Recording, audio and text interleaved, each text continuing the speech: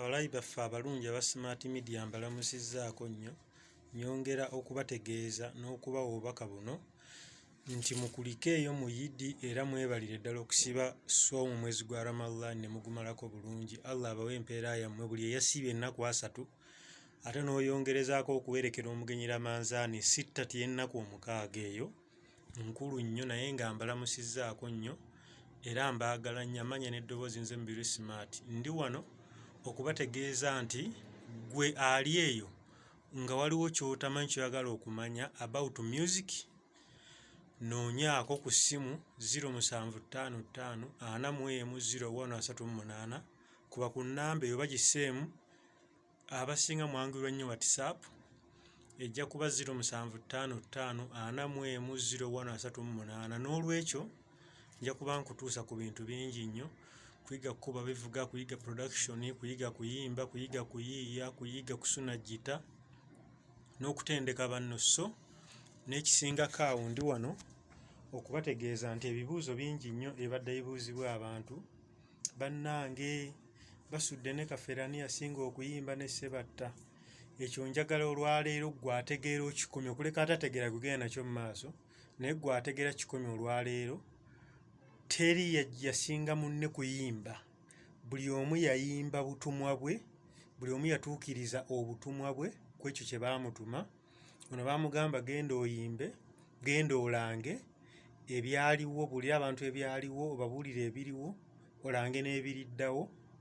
Ono bamugamba genda okolere abantu obasanyuse, onywe na nnyo enguuli yo munsonyi okwogerako enguuli kubanga nako mu ntandeeka alimu. Genda osanyuse abantu, oyimbe nnyo, obabuulire, obayimbire ku walumbe n'okufa. Oyo yakola nnyo okujjukiza abantu obutonzi, nti omuntu sigambye butonzi, kubajjukiza nti omutonzi gy'ali. Ate ne basindika muzeeyi Fred Sebatta nti genda osomese abantu ebifa mu maka, abafumbo babuulire balina kweyisa batya mu baana baabwe, era abaana nga weebali omuntu ayogera mboozi ki, era TV kizalina okulaba n'abaana. Kyova olimba luli amaka g'abasomyeko ge gawomoggose, ne luno ofumbye nnyo ofumbite ddala. Nnyimba ezo n'atusomesa ne ku Bafirika engeri gye tuyisibbwamu abazungu abo, naye nga teri bonna yasinga munne kuyimba, buli omu yayimba kikyo. Ono yabuulirira abafumbo, yababuulirira n'abajja ku kagere paka kaviiri, ne yabuulira abantu omutonzi, yababuulira A to Z, ne yabuulira abantu ebyaliwo n'ebiriwo, n'alanga n'ebiribaawo. Kyo naye yakikola lwakuba enjawulo eriwo nti oli eyabuulira abantu ebiriwo n'ateekamu obunabbi, ebyo omulimu gwe gukolera emyaka 9, ekiraga nti yali nnabbi. Bannabbi bakolera emyaka mitono, yakolera emyaka 9. Emyaka 9 gye yakolamu ebintu bye n'abimaliza. Kyova olaba yafa nga alina emyaka 39. So obulamu bw'ensi Katonda waate wabuteekateeka, naye nga tumusabiramu omumuze mirembe. Era ne ku bayimbi abaliwo njagala zino empaka ziveewo. Teri muyimbi asinga munne kuyimba, ekyo mukyogera nnyo. Gundi ne gundi nze nsinga okuyimba. No, mbagamba nti munno omusinga kuyimba ku ekyo ky'oyimbyeko, kuba batannakiyimbako, naye gwe oba omusinze kiyimbako. Buli omu akolera ssente zize n'omusala afuna gugwe, naye ng'ebisingako awo kannaffe bakuba eno. Tetuyinza kugaa nti nze nsinga munange production. Gino emirimu talanta tebaamu kuvuganya, buli omu akuba bubwe, buli omu akola bintu bye. Kakyava gamba nti Mubiru Smart akuba kadongo kamu, si nze nsinga, naye gamba nti nze ndiko. Temperature is too high, n'essimu yagala kweyonoona, ne kamera yayo erabika etandise okusiruwala. Kaakati si nze nsinga okukuba kadongo kamu. Eri abasajja bakafulu nga Badokita T, eriyo Timothy Kizito yagenda mu America oba gye bayita Sweden, anti bifaanagana bye bimu. Ffe buli alinnya ennyonyi ne baba agenze Rwanda tugamba agenze mu America naye ng'eri abasajja abasinga, naye gamba yaliko obudde buno. Sizoni y'enseenene si ye y'enswa. Oli bw'aba alya nnyo enswa tasobola kuziwaanira mu nseenene nti bannaye enseenene, enswa ziwooma nnyo, ng'ate oli agamba enseenene ze ndya ya byoya, kati oba omunyumiza biki. Naye nga music tujja kumukola. Ennyimba obudde buno ekisaawe kikalu, tewali muyimbi aliko, tewaliwo oluyimba luliko, teriyo oluyimba lupya. Buli muntu ayimba bibye bikadde. N'abayimbi batandise okudda mu bye baayimba, bakoppa bannaabwe ne babakoowa. kati badda mu bye baayimba oli osanga oli aze mu tuni yagi waguddemu ekitundu ajawuza mu 2 n'aterekako n'eggulu naye nga music waffe tuba tumutambuliza ku kumanya n'okutegeera music kusomesa music ntanda gy'owa omuntu n'omubuulirira agende kyovula abantu ebivvula ebisinga kati omuntu akubuuza ebidongo binyumye nti yebinyumye abaana bakubye endongo n'obuuza wagenze kulaba kuba ndongo bagenze kule bayimba omugezi akugamba abaana bayimbyemu ki nti maddemu oli ayimbye mundu yazza kugombola anyumiza nti eyawumuza emirimu gy'okucakala emize gy'okucakala onogamba oyizeemu eragamba abaana bakubye endongo nagamba bakubye endongo gyoli nti bazze ne bagigalamizaawo ne bagikuba emiggo naye nga twagala ebintu bingi nnyo mu music okuteekateeka omuyimbi omupya ekisaawe kino kigaggawale era gwayagala okuyiga okuyimba kwata oluyimba lwa Hamani basudde lumu oba olwa Paulo Kafeero oba olwa Fred Sebatta lumu oluyimbe obenga olumanyi odduyimba amako obuzibu bonaalusiŋŋaanamu manya bwe buzibu bujja okusiŋŋaana kola practice osomoke ebiwonvu ebyo oleme kusiŋŋaana bizibu mu kuyimbako abasinga bajja okuyimba music nga muguddemu mugwe gweyogera naye nno yoya mu kifaananyi ndowooza egyo emyaka gyali gikyali mimpimpi nga gya wansi 2014 kaakati obukalu bubonaalusiŋŋaanamu manya ojja busiŋŋaana neno kati bulwanyise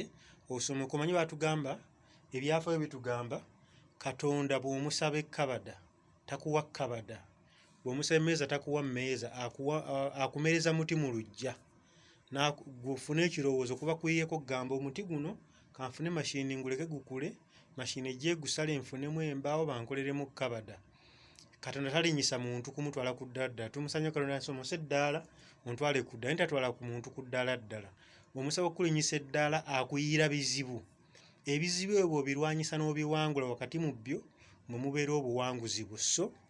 n'omuyimbi anaawangula oteekeddwa okugumira ebizibu by'osiŋŋaanamu ojja kunyoomebwa ojja kujolongebwa ojja kuyisibwamu amaaso otuuke eno tomanyi mitendera gye twayitamu naffe kubaawo n'otuuka okugamba banne mu Birusimaati weesiimye neesiimye bikyo manyi gye nnayita gomanye enva gye nnavaamu waka nti nabula bubuzi ne ŋŋamba mwannyinaze taata waakubuuza mugambe oli agenze masaka kwoza bifaananyi nga nninga akomawo kumbe ŋŋenze Kampala n'eggaali ngitunze endalagge kaakati ne Kampala gye nzize sijjanga nayo naye nga mpulira njagala kiri eky'okuyimba kimpita kyokka abantu tugoberera kino nkigamba nnyo abantu mulekere awo okugoba ebisiikirize kati najja ngoba kisiikirize najja ngoba kuyimba mbunze kuyimba nfulumyeyo kateepu kamu 2-3 nfune ssente kyokka ate nga nali nzize okuyitibwa kwe nkwali mu kkuba bidongo olwatukamu omwezi gumu ne ntandika okuba kagita ne ntandika okugiyiga mwezi gumu nali njikuba ku stage naye okuyimba nalwawo okugenda ku stage yali nzijja okufulumya teepu kye nasooka okukola genda neekubirayo teepu eyange nga bw'ogiraba wano nagyekubirayo teepu eyange yiiyo ne ngyekubira mu kifaananyi ekyo ebimu ku bye najja okukola nalaba bandwisizza nnyo okunfulumiza teepu ne neefulumiza yiiyo kati kye nakola ekirala bwe natenkanya nnyo okuyimba music era nawunzika nfulumizayo teepu nga bwe najja okikola yiiyo awo nga ndi ne Wire Mukaabya eyo teepu yafuluma oluyimba ne nayimba nga omugenzi Kafeero afudde batakimwakira emirembe Dikke n'agamba oluyimba olwo muleete ndugule egyo emiranga gy'owulidde okkira gy'omanyi gye gyasiibudde yali omuganzi n'awalungi tewaba wammwe yandibaddewo Kafeero n'alaba ku ssanyu ly'obukadde kaakati ebyokuyimba nabyerabira mmanyiiko era yini yokka ku luyimba olwo lwonna naye nga teepu nagifulumya era katoni 15 zaatundibwa mu Kampala kale owuliriza enjaga eri awo kyova osinga n'omulokole nga agamba ti omwana anywa enjaga n'anywa omwenge n'asigala nga waakika kyokka bw'alokoka ne bamugoba mu kikambu si waakika kaakati nze najja ngoba kisiikirize mbunze kuyimba kumbe mu mugugu gwe Katonda lyasibyemu kuba bivuga era nawunzika nkubye bivuga giteezo nga nzoogeza ennimi zonna keyboard ate era saakomaawo nawunzika ndi mu studio lontandise okuyamba industry gamba najja okugaggawaza industry njigatteko ettaffaali era olimbe nasooka okufulumya waliwo ekiwuka ekyeddala olwakiweewa mu nnungi ekiwuka ekyaddala oluyimba lwakiwe nasooka okufulumya ne luli award ne lukola ekivulu mu vision production zaawo nga baakagikola lwe lumu ku visions yatandikirako nga z'amaanyi kaakati okwali okuyitibwa kwali kweko naye nga olina okugumira olugendo olina okugumira obuyinja ssuulwe amakubo traffic jam ng'omuntu akera okgenda ku wagamba traffic jam ono kaakati ebintu bye najja okukola mpunzise nfunyeemu ebirabo biibino eno award award ya ssomero mu nnyimba z'essomero ezo z'owulira lukeberwa n'award endala yiino enaye award endala nayo ya ssomero babayita babbisima baazitegeka zaali mu lubiri emmenge wa Ssaabasajja Kabaka eyo naye award mu kkuba ebidongo naye sinza kulaga nti eno Sweet Pepsi nomujja mu kuyimba katono n'omudaali guli gw'olengera wali guli omudaali nagwo gwampeebwa lwa kkuba bivuga guno gulaba nkoonako wano waggulu ogwo mudaali gwampeebwa gavumenti General Salimu Saleh yagunnyambaza kukuba music wa kadongo kamu kumwekennenya n'omwetegereza kaakati n'olw'ebintu ebyo nsaba tubeere beerufu nnyo tuula olowooze kikyoyagala bintu bimeka by'oyagala bw'omala okumanya by'oyagala bimeka by'olinako idiya by'olinako ky'otegeerako kati nze yajja okkuba endongo endongo zinsula mitwetwe yiino wano naye ng'endongo eno nali njala ogiyiga mukyala ewaka emmese yajja n'egigwako bweti ne ŋŋamba emmese ensinza okkuba endongo okuva olwo n'engoloka naye ng'endongo enkulu era mbaddeyo ddala emabega eri mu kujja omwaka gwe baatikkiramu Ssaabasajja Kabaka oba yali 93 ogwo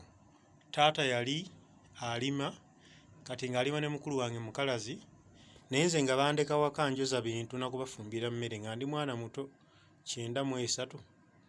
oba nayina emyaka nga gyegyo 87 nga nsigala waka taata n'agenda mu katale k'ekyoja kyoja ali wano bw'ova Kagologolo nokka mu bitoogo ng'ogenda e Ssembabule kati mu katale ako nangula endingidi eno nnusu 2 najja ng'akuutamu akayimba nanjigiriza ogikuuta nembeera naye waka nkutamu akayimba Ssembajja ali mu kibuga Ssembajja ali Kampala kaakati MP waffe yali Sulaiman Ssembajja awonale naye kati akaddiye gyali Allah amusaasire kati yendonga enkulu mu bulamu bwange yasookamu naye temwalimu luyimba nti oba nkuwandikidde oluyimba luno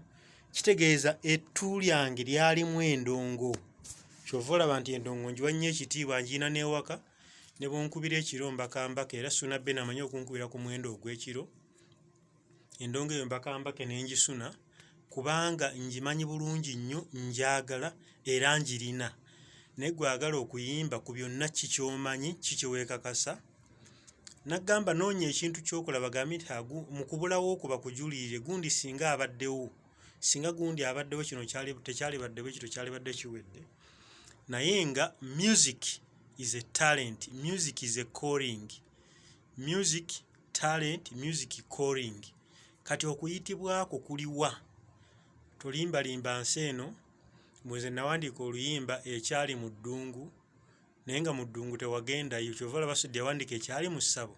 kuba amala wakati n'akutiramu obubaka nti mu ssabo naliyo mukazi yali agenze kuloga mujja we n'abaana abagoye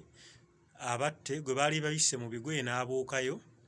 n'agamba ekyanziza mu ssabo yaddayo naye n'alabirayo ebyambyo ne byalabirayo kaakati n'akuyimbira bye twalaba e Bulaaya n'agamba e Bulaaya naliko